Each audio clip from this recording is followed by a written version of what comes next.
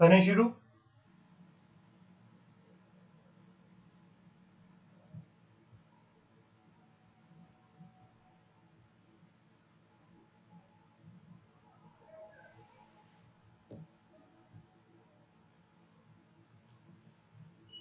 Yes Anshu, yes सलोनी, करें start.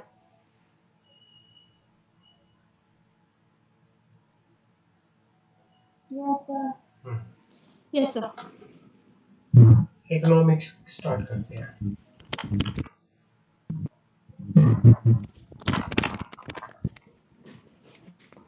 Last class के अंदर हमने लॉ ऑफ सप्लाई किया था। लॉ ऑफ सप्लाई किया था, इलास्टिसिटी ऑफ डिमांड किया था। इलास्टिसिटी ऑफ डिमांड हमने ये स्टार्ट किया था। अब इलास्टिसिटी ऑफ डिमांड को हम फर्दर आगे पढ़ेंगे, उससे पहले थोड़ा सा रिवाइज कर लेते हैं इलास्टिसिटी ऑफ डिमांड क्या होता है।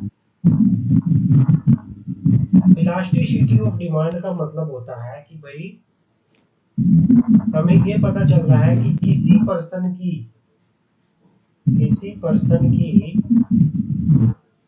इनकम या फिर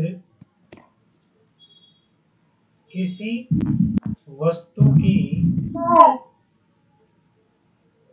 हाँ जी,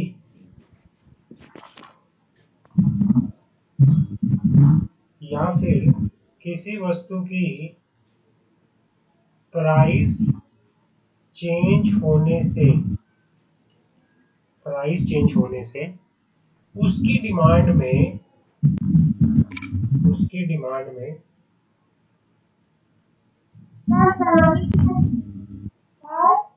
हाँ जी,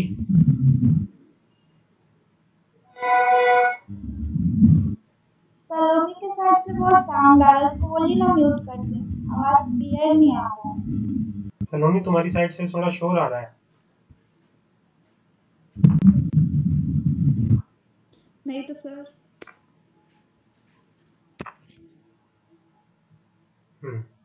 कोई नहीं, म्यूट कर लो, जब पूछना है तो पूछ लेना फिर। हाँ, किसी पर्सन की इनकम या फिर किसी वस्तु के प्राइस चेंज होने से उसकी डिमांड में कितना चेंज आता है, उसकी डिमांड में कितना चेंज आएगा,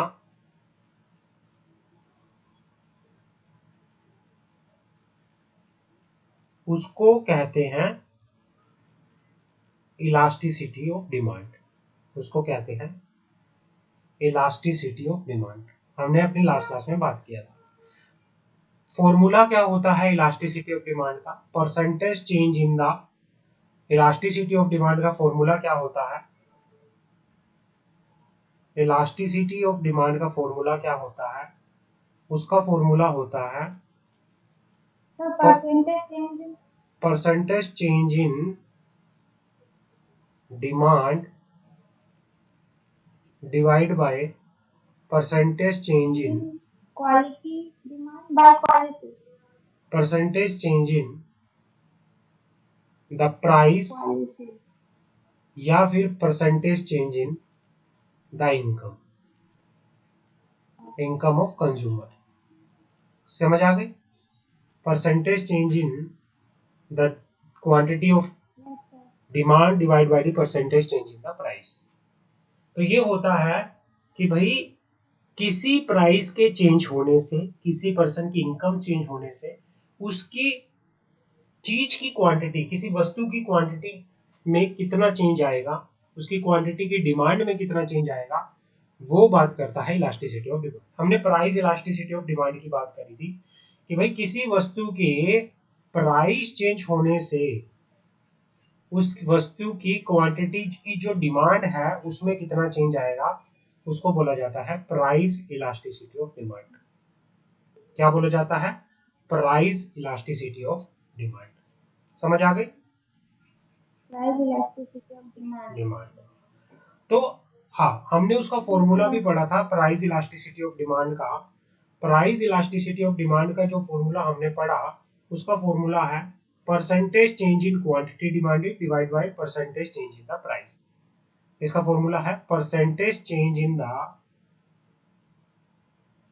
quantity demanded divided by percentage change in the price, या फिर change in the quantity divide by change in the change in the quantity divided by original quantity multiply by original price divided by change in the price। तो ये इसका formula है। आगे बात करते हैं types of price elasticity of demand. कितनी तरह की टाइप्स होती हैं? Types of price elasticity of demand क्या होता है? दो तरह की होती है हमारे पास। मेजरली अगर मैं बात करूं, हमारे पास कितने तरह की होती है? पहले लिखो perfect elastic demand. There are various types of elastic demand. पहली आती है हमारे पास perfect elastic demand. Perfect elastic demand का मतलब when a small change in the price of a product cause a major change in the demand, it is said perfect elastic demand। In perfect elastic demand, small rise in the price result in the fall in demand to zero, while a small fall in the price cause increase in the demand to the infinity।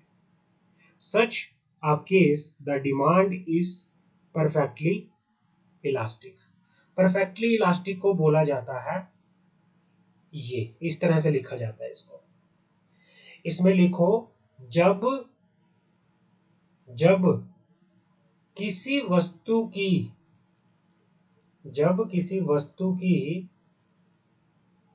Price में छोटा सा change होने पर, किसी वस्तु की price में छोटा सा चेंज होने पर उस वस्तु की डिमांड में बहुत बड़ा चेंज आए, उस वस्तु की डिमांड में अगर बहुत बड़ा चेंज आए, उसे बोला जाता है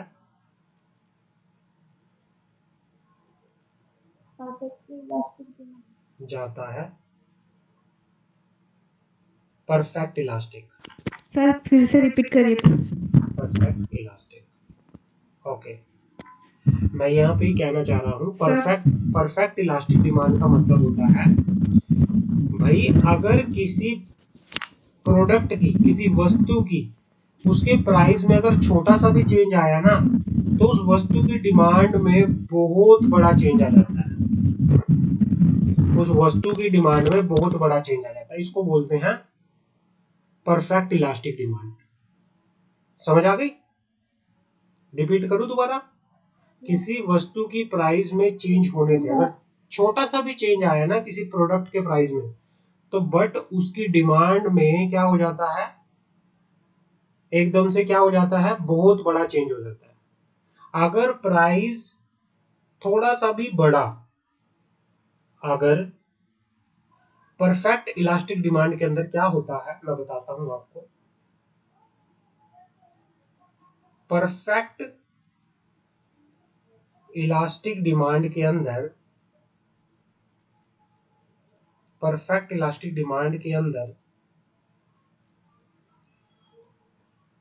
प्राइस का अगर थोड़ा सा भी इंक्रीज हो जाता है, अगर प्राइस थोड़ा सा भी इंक्रीज हो जाता है, बढ़ जाता है, तो उसकी डिमांड जो है जीरो हो जाती है। उसकी डिमांड जो है जीरो हो जाती है, जीरो। और अगर प्राइस थोड़ा सा भी कम हो जाता है, थोड़ा सा भी कम हो जाता है, तो उसकी डिमांड इन्फिनिटी हो जाती है, अनलिमिटेड डिमांड हो जाती है, उसकी डिमांड इन्फिनिटी हो जाती है, अनलिमिटेड। समझ आ गई?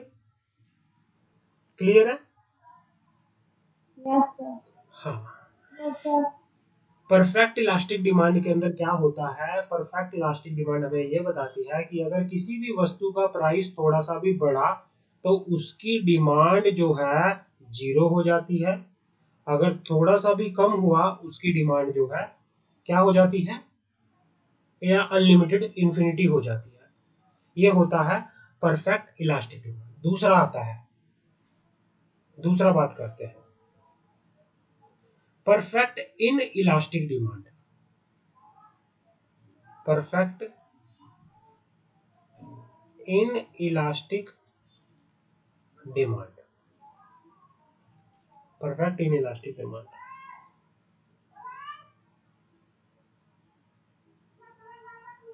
अगर किसी वस्तु के प्राइस में चेंज होने से, लिखो, अगर किसी वस्तु की प्राइस में चेंज होने से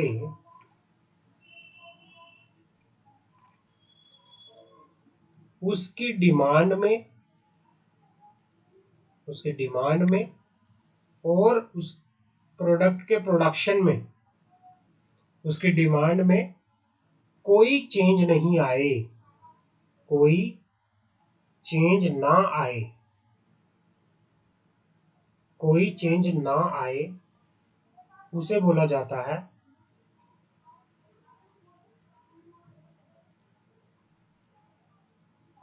इन इलास्टिक डिमांड। समझ आ गई? अगर किसी वस्तु की प्राइस में चेंज होने से उसकी डिमांड में कोई चेंज ना आए, उसे बोलते हैं इन इलास्टिक डिमांड। समझ आ गई? क्लियर है? कोई चेंज नहीं आता, इन इलास्टिक होती है वो। Yes sir. हाँ। अब बोलते हैं, अब आगे आता है तीसरा, relatively elastic demand. Third point. Sir हाँ जी। वो दूसरा वाला पॉइंट जरा आप फिर से एक्सप्लेन कर सकते हो? हाँ, मैं दूसरे वाला पॉइंट बताता हूँ। पहले वाला समझ आ गया, perfect elastic yes demand. Sir. दूसरे वाला है इन इलास्टिक, उसका उल्टा। भाई अगर प्राइस चेंज हुआ है ना, डिमांड में कोई फर्क नहीं पड़ता, डिमांड सेम रहती है, प्राइस घटे बढ़े, डिमांड में अगर कोई चेंज नहीं आता तो उसको परफेक्टली इन इलास्टिक डिमांड बोला जाता है। किसी प्रोडक्ट के प्राइस के बढ़ने या घटने से उस प्रोडक्ट के अगर डिमांड में कोई चेंज ना आए तो उसे परफेक्टली इन इलास्टिक डिमांड बोला जाता है। समझ आ गई? Yes sir. क्लियर है? आगे बढ़े? Yes sir. हाँ, आगे बढ़ते।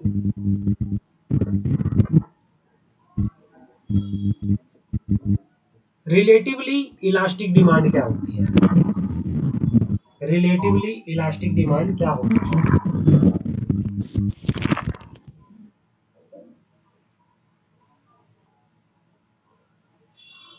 भाई क्या कहना चाह रहा है? रिलेटिवली इलास्टिक डिमांड जो होती है, refer to the demand when proportionate change product in demand is greater than proportionate change in the price of product.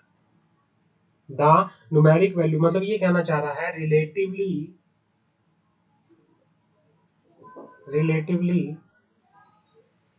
Elastic demand, perfect elastic demand वो होता है कि जब चेंज जो है क्या हो, अगर प्राइस थोड़ा सा भी कम हुआ तो चेंज बहुत बहुत बहुत बड़ा होता है, अनलिमिटेड चेंज होता है।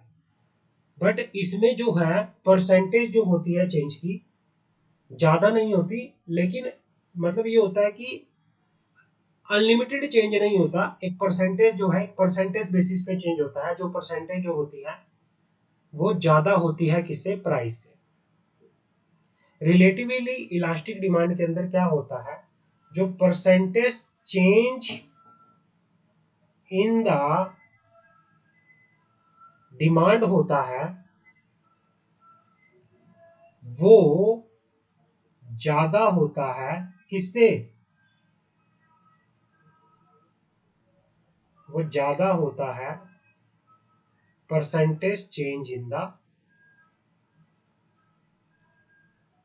Price, percentage change in the price. समझ आ गई। रिलेटिवली इलास्टिक डिमांड के अंदर क्या होता है, percentage change in the demand ज्यादा होता है percentage change in the price. समझ आ गई। इसका फॉर्मूला किस तरह से लिखा जाता है, इस तरह से, percentage change in the price. समझ आ गई। डाउट, रिलेटिवली इलास्टिक डिमांड के अंदर कोई डाउट।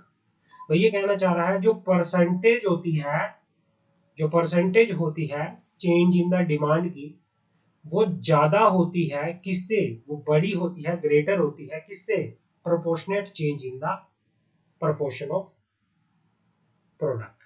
समझ आ गई, प्राइस ऑफ प्रोडक्ट से। समझ आ गई, क्लियर है।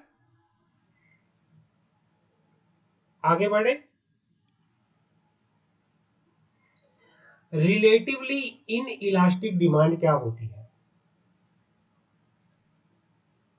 रिलेटिवली इन इलास्टिक डिमांड क्या होती है,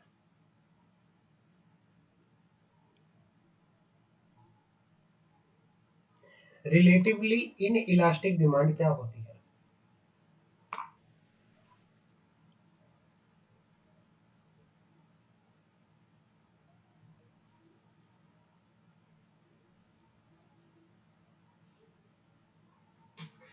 जहां पर, जहां पर परसेंटेज चेंज इन द, जहां पर percentage change in the demand जो होता है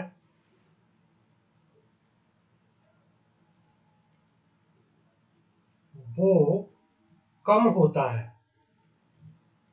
कम होता है किससे, percentage change in the price, percentage change in the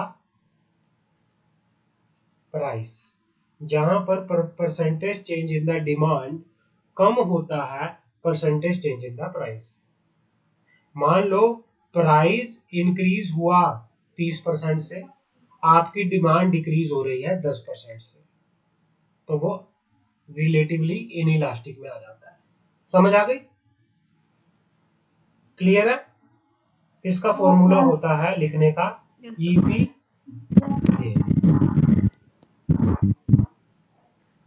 सलोनी, अंशु, यशु, समझ आया, यस सर। समझ आया।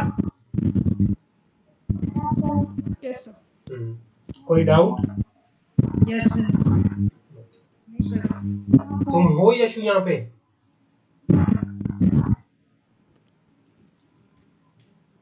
तुम गायब लग यस रही हो सर। मुझे, कहाँ रहती हो आजकल तुम। हाँ यशु, कुछ हाँ बोलोगी, सर सुन रही हूँ। तुम आजकल बोल नहीं रही कुछ भी। हाँ सर। हाँ ट्रीटमेंट हुआ है ना, रूट कैनाल चल रहा है। मुंह का ट्रीटमेंट हुआ है कुछ। हाँ रूट कैनाल हुआ है। अच्छा जी, ओहो, तो तुम्हें बताना चाहिए था ना मुझे। कल ही तो हुआ सर, अभी तो चलेगा। अच्छा, चलो आगे बढ़ते हैं।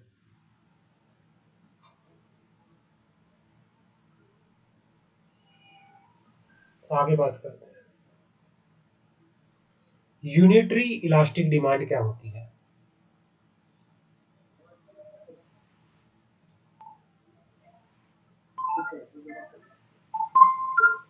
परफेक्ट इलास्टिक डिमांड का पता चल गया। परफेक्ट इलास्टिक डिमांड क्या होती है पता चल गया। परफेक्ट इलास्टिक डिमांड क्या होती है पता चल गया। परफेक्ट इन इलास्टिक डिमांड क्या होती है वो पता चल गया।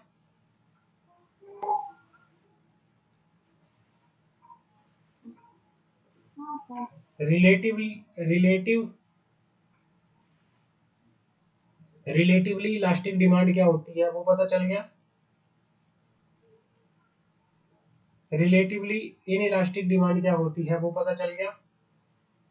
अब आता है हमारे पास यूनिटरी इलास्टिक डिमांड, जहां पर percentage change in demand same होता है इसके percentage change in the price की। यूनिटरी इलास्टिक डिमांड के अंदर क्या होता है, यूनिटरी इलास्टिक डिमांड के अंदर क्या होता है,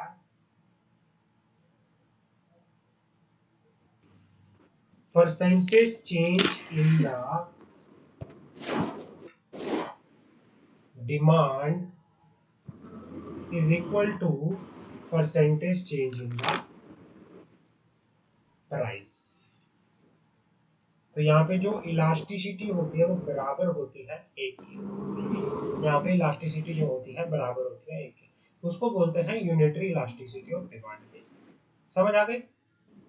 क्लियर है?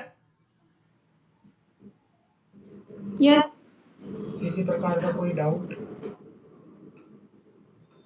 अगर मैं क्विक रिकैप करूं, परफेक्ट इलास्टिसिटी ऑफ डिमांड का फॉर्मूला होता है is equal to infinity. Perfect elastic, perfect in elastic demand का होता है EP is equal to 0। Relatively elastic क्या होती है, परसेंटेज चेंज इन डिमांड ज्यादा होता है प्राइस से, तो यहाँ पे आ जाएगा ग्रेटर देन 1।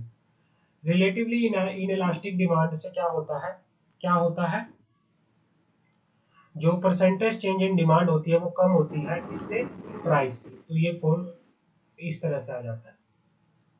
यूनिटरी क्या होता है, बराबर होता है, परसेंटेज जो होती है बराबर होती है। समझ आ गया?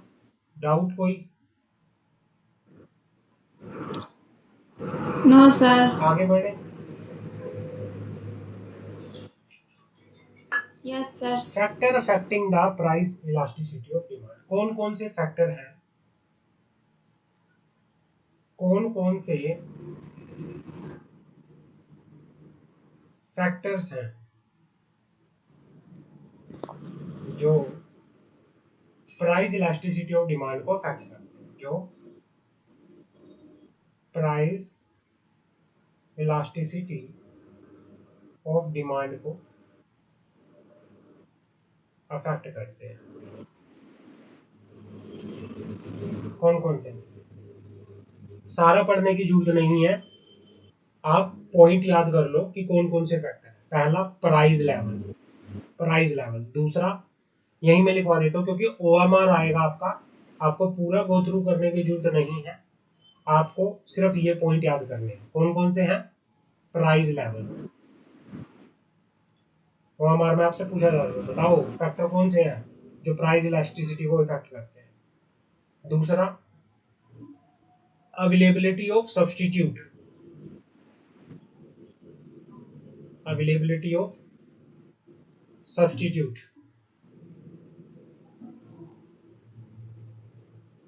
Necessity,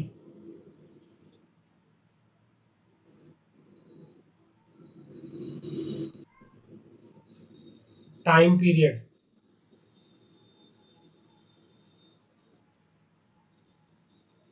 habit, nature of the commodities,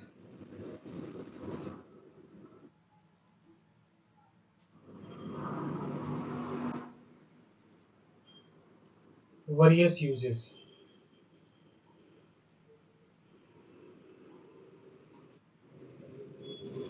समझ आ गई? प्राइस मतलब कौन कौन से फैक्टर है, जैसे प्राइस लेवल होता है, प्राइस किसी चीज का बढ़ता है तो उसकी डिमांड क्या हो जाती है, कम हो जाती है। क्या हो जाती है, उसकी डिमांड कम हो जाती है। घटिया चीजों की जो डिमांड होती है वो इनइलास्टिक होती है। घटिया चीजों की डिमांड जो होती है इनइलास्टिक होता है। इनइलास्टिक का मतलब क्या होता है कि भाई जिसका प्राइस घटने बढ़ने पे कोई फर्क ही नहीं पड़ता, जिसका, लेकिन जो ज्यादा महंगी चीजें होती है, कॉस्टली चीजें होती हैं, उनकी डिमांड होती है इलास्टिक। भाई प्राइस कम हुआ तो उनकी डिमांड बढ़ जाएगी बहुत ज्यादा, प्राइस ज्यादा हुआ तो उनकी डिमांड कम हो जाएगी बिल्कुल। तो ये क्या होता है, प्राइस लेवल किस तरह से इफेक्ट करता है। सब्स्टिट्यूट, मान लो मार्केट के अंदर दो प्रोडक्ट है, कोका कोला और पेप्सी। पेप्सी की डिमांड, पेप्सी का प्राइस बढ़ गया तो किसकी डिमांड बढ़ जाएगी, कोका कोला की, क्योंकि लोग फिर सब्स्टिट्यूट देखते हैं कि भाई जिसका अगर सब्स्टिट्यूट है मार्केट के अंदर, जैसे क्या है, लोगों अगर पेप्सी का प्राइस बढ़ गया तो लोग कोका कोला की तरफ जाएंगे, कोका कोला का प्राइस बढ़ गया तो लोग थम्स अप की तरफ जाएंगे। सब्स्टिट्यूट है तो उससे फर्क नहीं पड़ता। वहां पे फिर क्या होता है, अगर जहाँ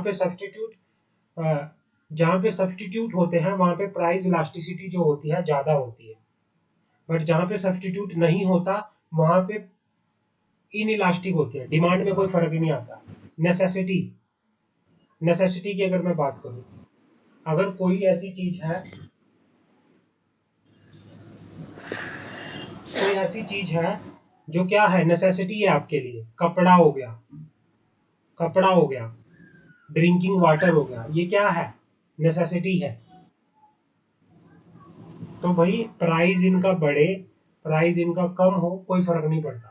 यहाँ पे डिमांड जो है वो बराबर रहती है, उसके डिमांड का कोई फर्क नहीं पड़ता। पेट्रोल हो गया, पेट्रोल इतना जरूरी हो चुका है, नेसेसिटी हो चुकी है एक तरह से पेट्रोल आज के टाइम में। पेट्रोल का प्राइस कितना बढ़ सर गया। हाँ नमक। हाँ, जैसे नमक हो गया, नमक इज ऑल्सो नेसेसिटी, प्राइस बढ़ जाए कितना मर जाए लेकिन उसकी तो डिमांड वही की वही रहेगी। तो वो क्या है, time period, time period. Over the time, a good tend to become more elastic because consumer and all business have more time to find। भाई जब क्या होता है, अब कई बार क्या होता है, मान लो कई बार ऐसी सिचुएशन होती है पर्सन के पास टाइम नहीं होता, फटाफट फटाफट, जैसे हॉस्पिटल में कोई एडमिट है, उसको कोई मेडिसिन लेके आनी है और मेडिसिन बहुत क्या है, महंगी है, लेकिन उस टाइम पे पर्सन की क्या बचानी है, जान बचानी है, टाइम नहीं है। तो उस केस में क्या होगा, जब डिमांड है तो वो कितना भी प्राइस दे सकता है वहां पे। अगर प्राइस, अगर टाइम कम हुआ तो डिमांड इनइलास्टिक होती है, अगर टाइम ज्यादा हुआ जिसमें वो कोई दूसरा अल्टरनेटिव भी ढूंढ सकता है तो वहां पे इलास्टिसिटी बहुत ज्यादा होती है। हैबिट, भाई हैबिट क्या है, आप सिगरेट पीते हो, सिगरेट पीना आपकी हैबिट है। भाई सिगरेट के अंदर आपको सिर्फ एक ही ब्रांड की सिगरेट पसंद है, आप वही सिगरेट पीते हो, आप दूसरे ब्रांड की सिगरेट पीते ही नहीं हो। भाई उसका प्राइस घटे बढ़े, आप एडिक्टिव हो चुके हो तो आपके लिए उसके प्राइस की कोई मैटर ही नहीं करता, आप तो पियोगे। समझ आ गई, सब यस क्लियर है। सर। हाँ, अब जैसे नेचर ऑफ कमोडिटी, भाई जो ऐसी चीजें होती हैं जो हमारे लिए नेसेसिटी है, जैसे आटा, नमक, दालें, सब्जियां, इनकी जो प्राइस घटे बढ़े कोई फर्क नहीं पड़ता, ये हमें जरूरत होती है, डिमांड में इनका कोई फर्क नहीं पड़ता। और जब डिमांड में फर्क नहीं पड़ता उसको बोलते हैं इनइलास्टिक।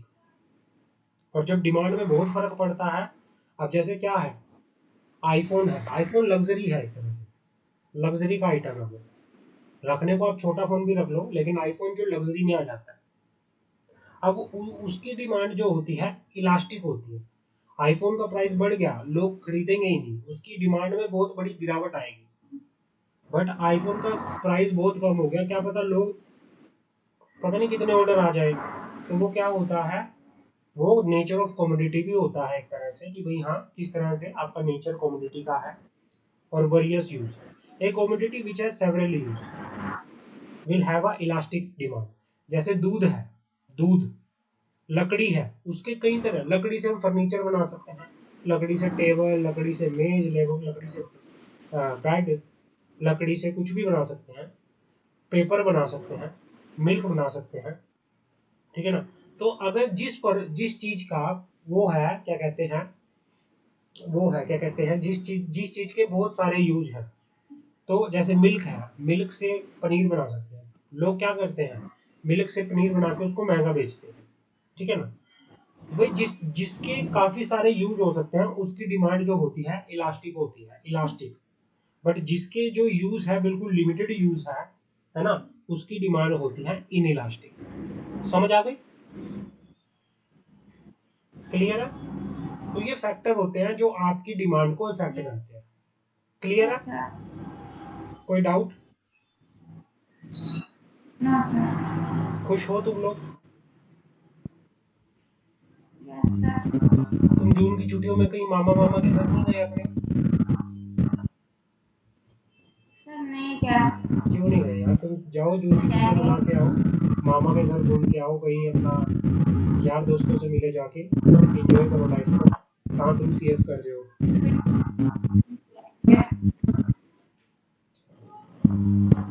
जून की छुट्टियां एंजॉय करो। जून की छुट्टियां तो सभी एंजॉय करते हैं। सर इतना गर्मी है कौन? अच्छा, चलो कोई नहीं, आगे बढ़ते हैं। एक फैक्टर होता है पोस्टपोनिंग कंजम्पशन। पोस्टपोन कंजम्पशन,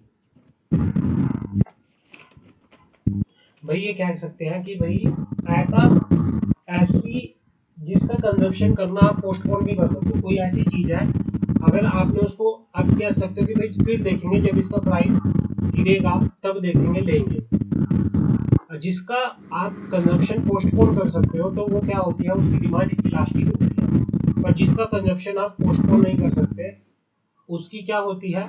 मान लो आपके घर में चीनी है, अभी अगर आपके घर में चीनी ऑलरेडी है, पड़ी है, तो क्या आज आप उसका आज उसको दोबारा से आप वो करोगे, लेके आओगे, परचेज करोगे? नहीं सर। नहीं करोगे ना। No sir. हाँ, उसके कंजम्पशन को आप पोस्टपोन कर सकते हो।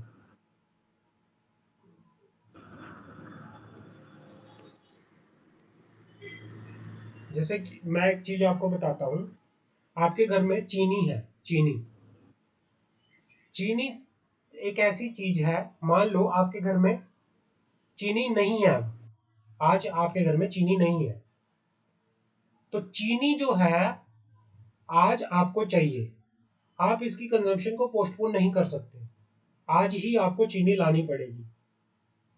बेशक उसका प्राइस कुछ भी हो, आपको लानी पड़ेगी। चाहे उसका प्राइस 30 रुपए हो, चाहे उसका 40 रुपए हो, 50 रुपए हो, आप उसकी कंजम्पशन को पोस्टपोन नहीं कर सकते।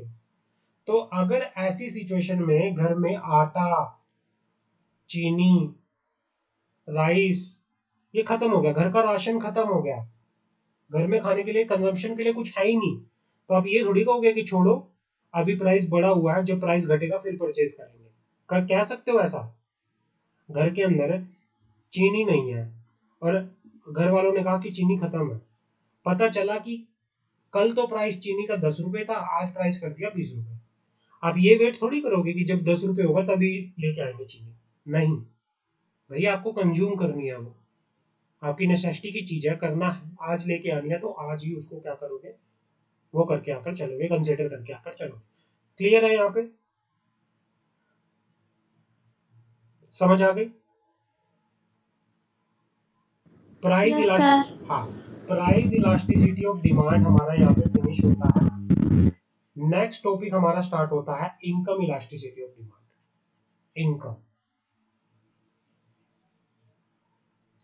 इनकम इलास्टिसिटी ऑफ डिमांड क्या होता है?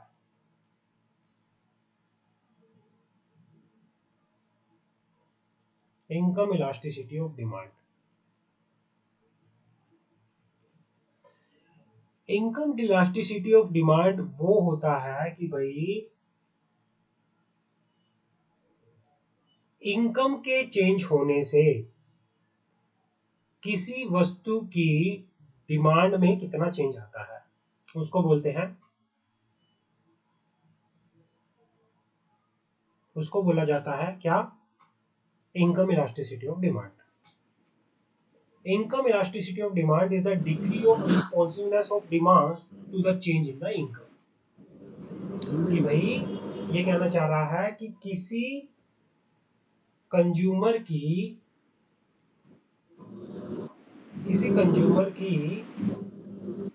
इनकम में चेंज होने से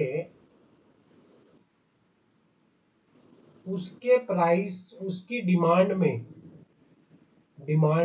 में कितना चेंज आएगा, उसकी रिस्पॉन्सिवनेस ऑफ डिमांड के अंदर कितना चेंज आएगा। किसी पर्सन की इनकम में चेंज होने से उसकी रिस्पॉन्सिवनेस ऑफ डिमांड, किसी प्रोडक्ट की जो डिमांड है वो कर रहा है, उसमें कितना चेंज आएगा। समझ आ गई? इसका फॉर्मूला जो होता है, इसका फॉर्मूला होता है EY is equal to change in the Q divide by Q multiply by change in the Y divide by Y। ये क्या होता है? Q क्या होता है? EY का मीनिंग होता है percentage change in the quantity of demanded divide by percentage change in the income. Percentage change in the quantity demanded divide by percentage change in the income. अब percentage change in the quantity demanded कैसे निकालते हैं? New quantity demanded divide by original quantity demanded. मान लो कल आपकी income जो थी वो थी 15,000 रुपए पर मंथ। आप 15,000 रुपए पर मंथ थे तो आपकी इनकम कम थी, इसलिए आप कम क्वांटिटी क्या करते थे, कम डिमांड करते थे। आज आपकी इनकम होगी 25,000 रुपए, हो सकता है आपको ज्यादा करो,